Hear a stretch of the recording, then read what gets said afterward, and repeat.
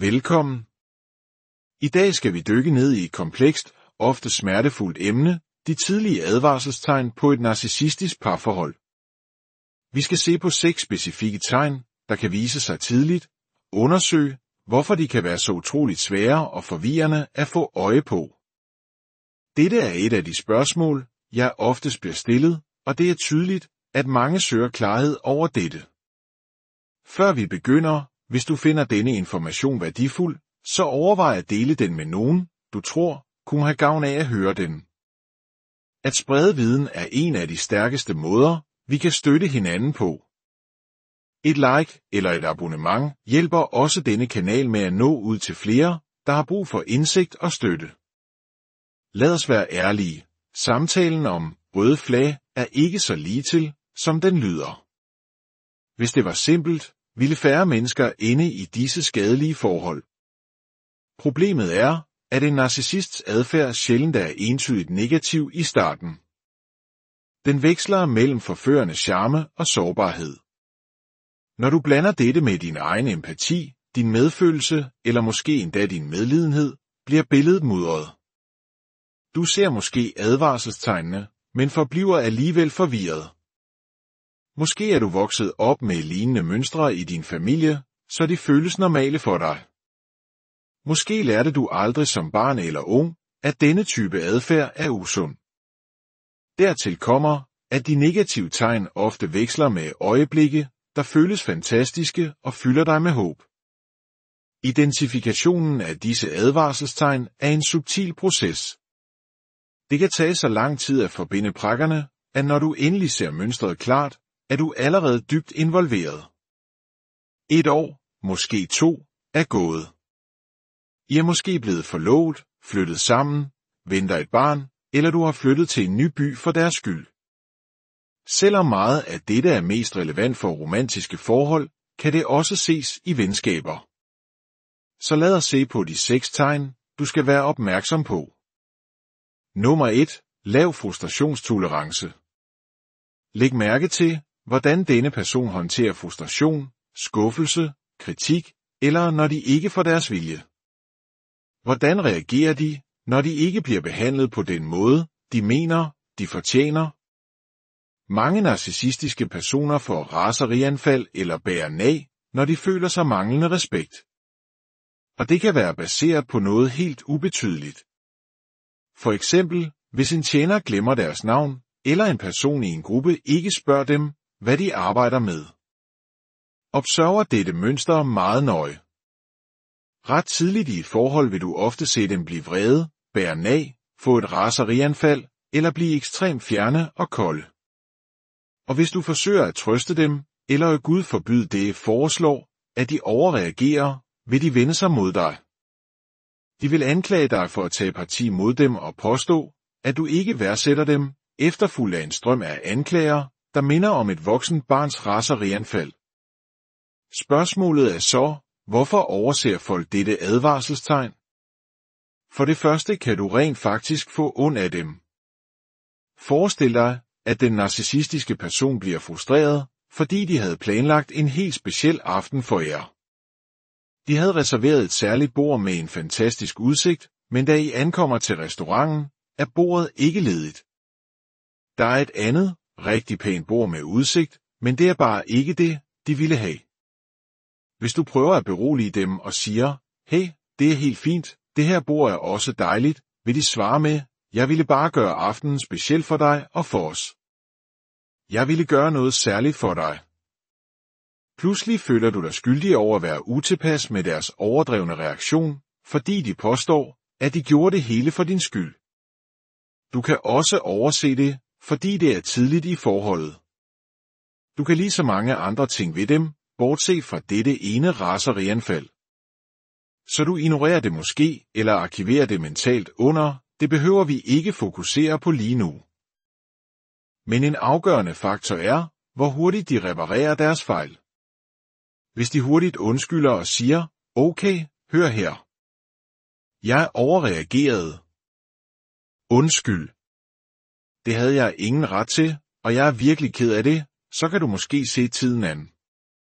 Men de kan ikke blive ved med at få raserianfald og så undskylde. Det fungerer ikke. En sådan opførsel er uacceptabel, især hvis de ikke tager ansvar. Punktum. Nummer 2. De taler hen over dig eller nedgør dig på subtile måder. Et andet tydeligt advarselstegn er, når samtalerne ikke er en vekselvirkning, en udveksling, men snarere føles som en lang monolog, ofte en kedelig en af slagsen.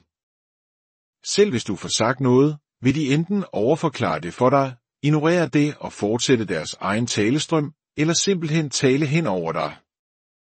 I en kultur som den danske, hvor vi ofte værdsætter ligeværdighed og at lytte til hinanden, kan dette mønster føles særligt forkert. Det strider imod vores grundlæggende idé om en god samtale. Det kan være let at undskylde denne adfærd med, at de måske bare er socialt akavet. Men hvis det sker gentagne gange, er det et stort tegn. Dette kan også eskalere til, at de subtilt nedgør dig. For eksempel, at du lærer. Det må være dejligt at have sommerferie og fri 3. Eller hvis de føler sig truet, for eksempel hvis du har en højere uddannelse, kan de sige noget i stil med, ja, alle jer kloge hoveder der, hvor du arbejder. Jeg vil vædde på, at ikke en eneste af jer ved, hvordan man fikser noget i huset, når det går i stykker. Det kan også være konkurrencepræget. Hvis du lige er kommet hjem fra en rejse til Thailand, siger de måske, ja, Thailand. Jeg begyndte at rejse dertil, længe før det blev smart. Igen, de fleste afskriver dette som social nervøsitet.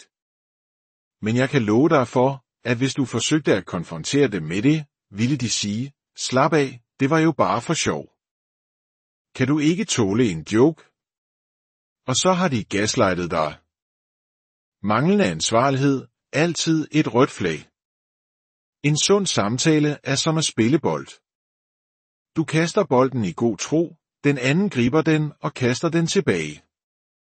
Hvis den anden person beholder bolden, løber væk med den, eller kaster den i alle mulige mærkelige retninger, så er det ikke et spil. Det er det samme med en samtale. Nummer 3. Isolation og loyalitetstests.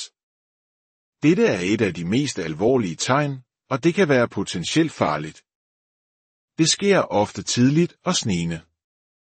De vil tilbringe al deres tid med dig, eller i det mindste forvente, at du bruger al din fritid med dem. Hvis du vil tilbringe tid med dine venner, vil de måske bede om at komme med, men mere sandsynligt vil de sige ting som, virkelig? Skal du være sammen med dem? Jeg vil bare være sammen med dig hver sekund, nu hvor jeg har fundet dig. Kan du ikke springe over i aften?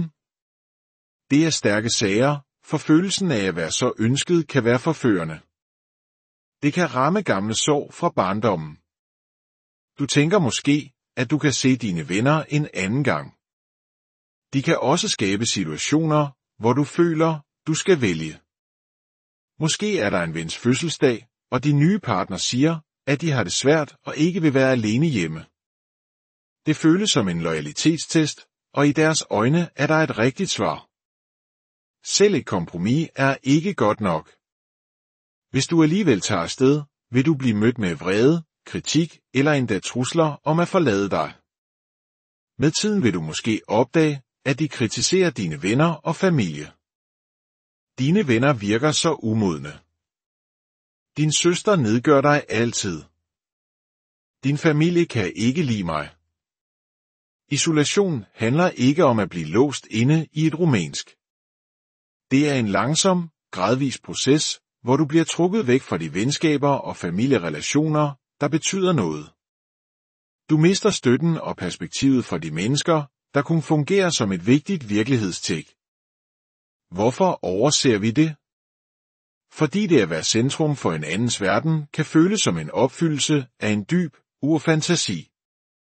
Det er kernen i kærlighedshistorier og romantiske film. Men prisen er høj.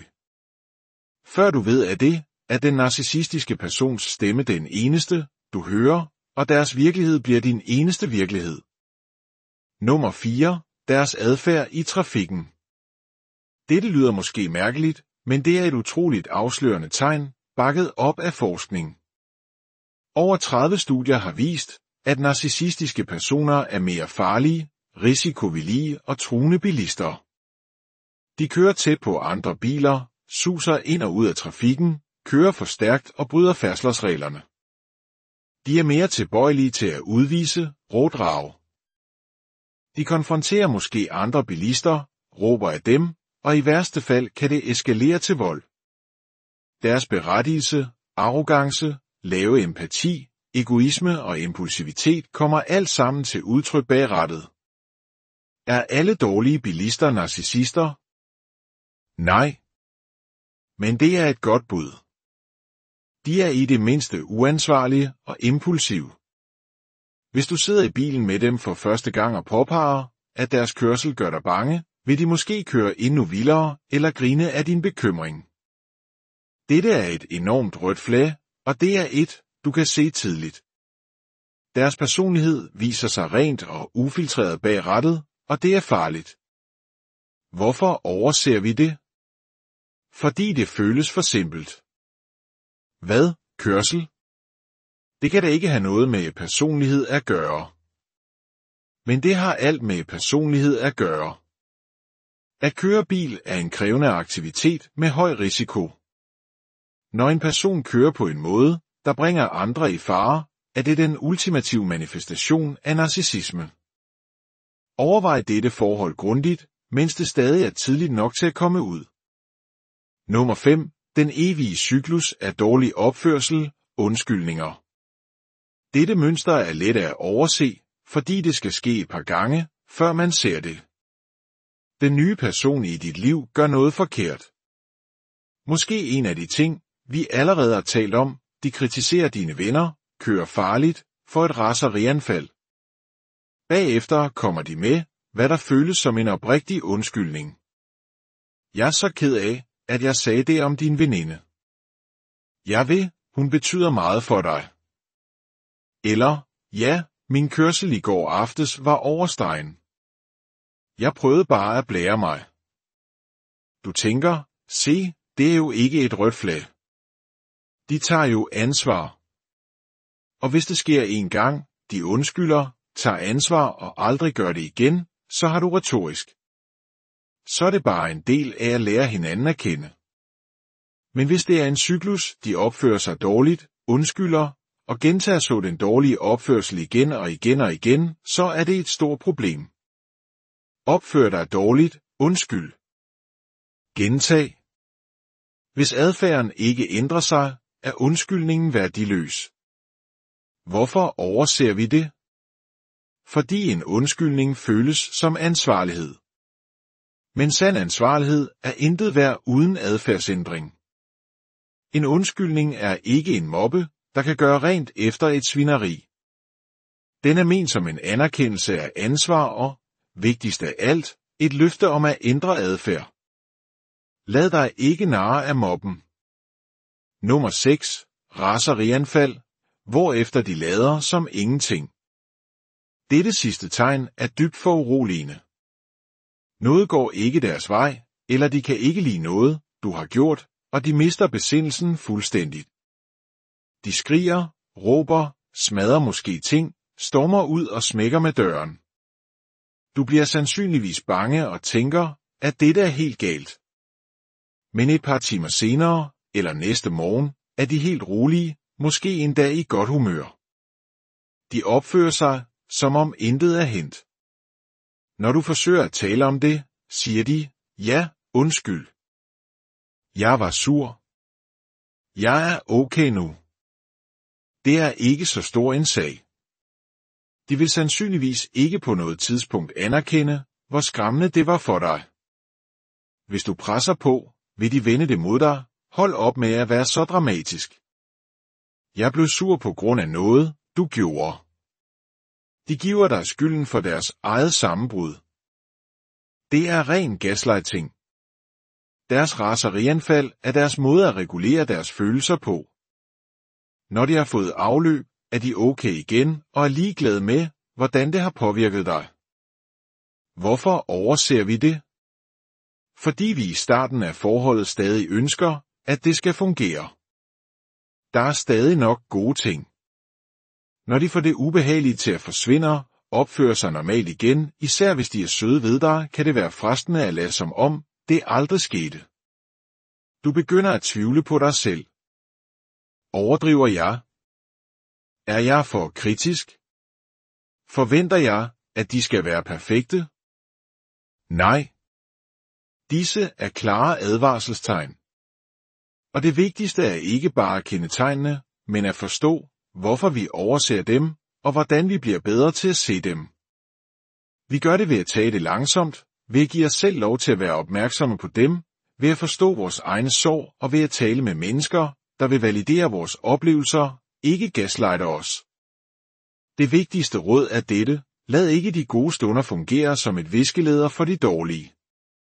I de tidlige faser af et forhold er det den dårlige adfærd, der fortjener din fulde opmærksomhed. For på lang sigt er det den, der kan gøre et forhold skadeligt og svært at komme ud af. Kombinationen af godt og dårligt, uden ansvarlighed og ændring, er den ultimative fælde. Det er den, der skaber traumebindingen. Nøglen er at se det, anerkende det og ikke tale dig selv fra det, du ser. Pas på dig selv og de